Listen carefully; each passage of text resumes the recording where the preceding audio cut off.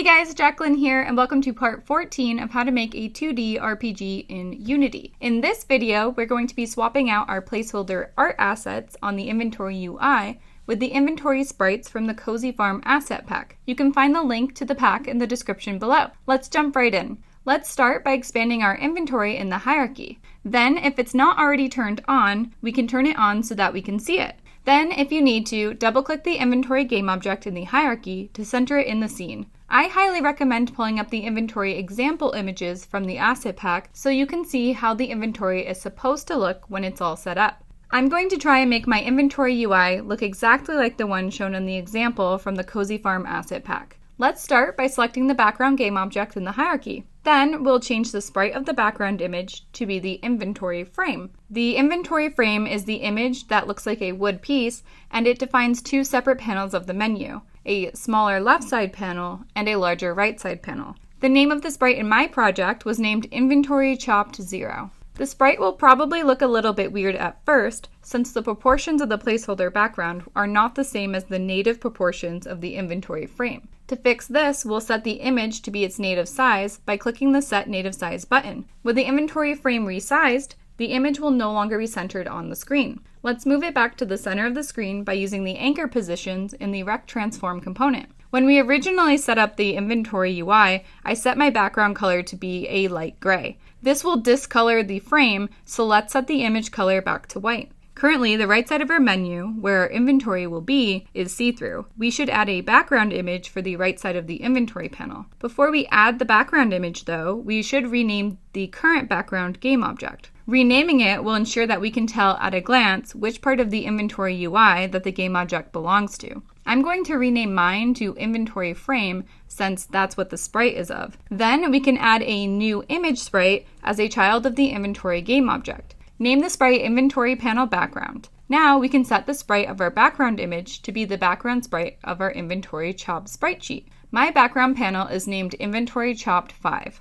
With the image sprite set, we can resize the background panel using the Set Native Size button. The panel will be the exact size that we need in order to fit to the right side of the inventory panel. It also looks like that our background panel is in front of our inventory frame instead of behind it. We can fix this by dragging and dropping the inventory panel background above the inventory frame on the inventory game object in the hierarchy. In Unity, it draws the children in order of placement on the game object. When a child is at the top of the list, it is drawn first, and each subsequent child is drawn on top of the previous child. Moving the background panel game object above the inventory frame will ensure that the background panel is drawn first and then the frame drawn on top of it. Now we can resize our inventory game object to make positioning its children a little bit easier. Let's copy the height and width from the Rect Transform component on the inventory frame game object. Then we'll select the inventory game object and paste the value into the correct field on the Rect Transform component. Now we can recenter the inventory game object on the screen using the anchor position. This will move our entire inventory to the center of the screen. However, the inventory game object should resize based on the screen size so that no matter what screen resolution the game is being played on, the UI is in the correct place. Set the anchor position on the inventory game object to be stretched with width and height. Then we need to resize the inventory to fit just inside the border of the inventory frame. Using the Rect tool, drag the edges of the game object to each inside edge of the panel border. This will let us position our background panel using anchor position. With the background panel selected in the hierarchy, set the anchor position to middle right. The background panel should move and now fit perfectly in the right side panel of the inventory frame. Now that our inventory frame and background are set up, we can move our slots to fit inside the inventory panel. Select the slots game object in the hierarchy. You'll find it as a child of the inventory frame game object. Since we now also have a slots list on our toolbar, we should set the name of our slots game object to be more descriptive. I'm going to rename mine to inventory slots. We should also move the inventory slots off of the inventory frame since it's no longer the background of the inventory. Let's drag the inventory slots game object onto the inventory panel background game object. It makes sense to move it here because the inventory panel background is the actual background for the inventory panel. We should also reposition the slots game object so that it's at the center of the panel. Use the anchor position in the inventory slots Rect Transform component. Now we can resize the inventory slots to be the same size as the background panel. We can copy the height and width values from the background panel and paste them into the corresponding fields in the inventory slots game object. Let's make sure that the inventory slots are still centered on the background panel by setting the the anchor position to center. Awesome! Our slots are almost set up. Let's take a look at the inventory reference to see how they look. It looks like the reference has 27 slots in the inventory, with 3 rows of 9 slots each. To make it look the same, we're going to need to adjust the settings of our grid layout group on our inventory slots game object. First, let's change the child alignment of the slots from top left to middle center. Changing the alignment will make our slots appear slightly off center to the right due to the left side padding. So we're going to set the left side padding to 0. This is looking great so far. Now that our slots are more centered in the inventory slots game object, we can address the number of slots in the inventory per row. The reference has 3 rows with 9 slots each, and ours does not. It has 3 rows of 7 slots each. Let's adjust the sizing of our inventory slot prefab to make room for 2 more slots per row. Navigate to the UI prefabs folder and open the inventory slot prefab. With the prefab editor open, we can resize the slot and update the slot to use the art assets from the Cozy Farm asset pack. To begin, let's first change the inventory slot sprite to be the same sprite that we used for our background on the toolbar slots. My sprite is called Inventory Chopped 7. The image may be discolored if you set the slot background to a dark gray like I did when we set up our placeholders. Let's set the color of the sprite back to white.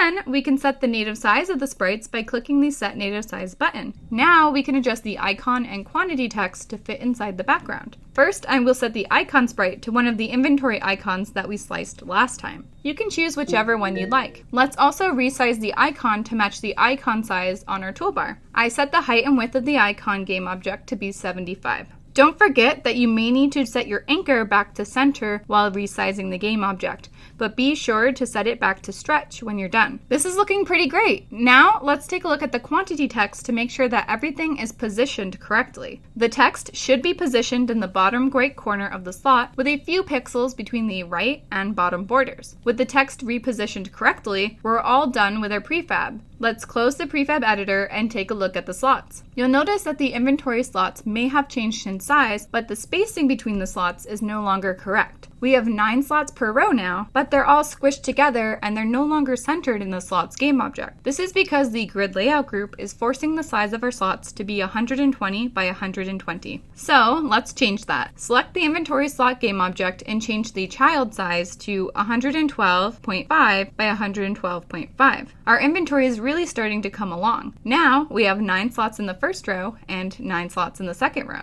Let's duplicate the last slot 6 times to fill out the inventory the rest of the way. This is great. Our inventory is really starting to look like the one in the reference. Now all we have to do is update the inventory UI component and our inventory since we added more slots. Select the inventory game object in the hierarchy and find the inventory UI component. Lock the inspector and select all 6 of the new slots. Then drag them onto the slots list to add them to the end of the list. Make sure that you unlock the inspector once you're done. Then we should save the scene and navigate to our scripts folder to open our player script. We'll need to tell the inventory to create the same number of slots as the number of slots in our slots list on the inventory UI script. In the awake function, change the number that we're passing to the inventory from 21 to 27. If the number of slots in the inventory UI differs from the number of slots in the inventory, the UI will not refresh when we open the inventory in the game. Let's save the script and head back to Unity. At this point, the inventory is still a bit messy from the previous layout, but we can still test that the UI is working. Hit play. The inventory will have the new placeholder icons in each of the slots until you toggle the inventory off. When you reopen the inventory, the icons will disappear and the quantity text will be set to an empty string. This indicates that our inventory and inventory UI slots list have the same number of slots. Let's close the inventory and pick up a carrot seed pack. When you reopen the inventory, the carrot seed should be added to the inventory. You'll see the icon being shown in the first slot, and the quantity text will be set to the number that you picked up. This is great, but at the moment, only the inventory frame is toggling on and off. We need to fix it so that all parts of the inventory get turned on and off when we toggle it. Stop playing and add an empty game object as a child to the inventory game object. We will name it Inventory UI Panel. Let's set the size of the panel to be the same as the inventory frame. Copy and paste the width and height values into the inventory UI panel's height and width fields. Let's also make sure that the inventory UI panel is centered on the screen using the anchor positions. Now we'll drag the inventory panel background and the inventory frame onto the inventory UI panel. Next, we'll need to change the inventory panel reference on our inventory UI component from the inventory frame to the panel that we just created. Save the script and hit play again to make sure that the whole inventory opens and closes when we toggle it. This is looking really great so far. Stop playing and delete the inventory label. The only thing left to deal with now is the close button. We should keep the close button on the inventory just in case the players prefer to use their mouse to interact with the UI. Unfortunately, there's not a great place to put a close button within the bounds of our inventory frame. So let's make a button as a separate piece that's going to sit at the top right corner of the canvas. Even though the button isn't directly on the inventory UI, it should still be toggled on and off with the inventory. With that in mind, we need to make the button a child of the inventory UI panel. Let's remove the button from the inventory frame and make it a child of the canvas so that we can move it with the anchor positions. Move the button to the top right of the screen using the top right anchor position. Then we can delete the text from the button since the sprite that we're going to be using already has an X on it. Then let's change the sprite of the button. I'll be setting my button sprite to the sprite named Inventory Chopped 99. This sprite is a square button with an X on it. Now we'll set the native size of the button so that it gets set to the correct proportions. Setting the native size made the button too big, so let's set the height and the width back to 75. Next, we should add some padding between the button and the top and right side of the screen. We should move the button slightly left and slightly down. I set mine to be -45 on the X and -45 on the Y. Now that our button is set up, we can move it to be a child of our inventory panel. Let's save the scene and hit play to test it out. Press the X button at the top right of the screen to close the UI. The button should disappear when the UI closes and reappear when we reopen it. This is looking pretty good, and the new UI makes the game feel a lot more polished. The only thing that looks a bit off is the fact that we don't have a background on the left half of our inventory panel. This panel will eventually be where we equip clothing to change how our character looks. We aren't going to set up the UI for the customization just yet, but let's add the background to the left side of the panel. Create a new image as a child of the inventory game object and name it Character Customization Background. Then set the image sprite to be the corresponding background from the sprite sheet. Looking at the reference tells us that the background for this panel looks like wooden 2x4s, so let's find that sprite on the sprite sheet. In my project, the sprite was named Inventory Chopped 1. With the sprite set, resize the image to its native size and use the anchor positions to move it to the center left of the inventory. This will move the sprite pretty close to where it needs to be, but we're going to need to pull it back to the right a bit to make sure that it fits exactly. Next, we can drag the character customization background into a different position on the inventory UI panel. Make sure that we place it above the inventory frame game object so that it will appear behind the inventory frame and not in front of it. We have successfully switched all of our sprites on our inventory to use the sprites from the Cozy Farm asset pack.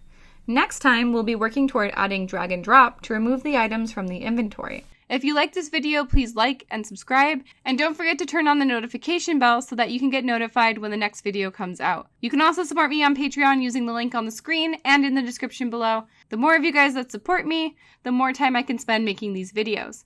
If you haven't joined the Discord yet, please feel free to join using the link in the description. The Discord's a great place to meet other developers, ask for help when you get stuck, suggest content for upcoming videos, or just hang out with a cool crowd of people. The link is in the description below. Thank you so much for watching, and I'll see you next time.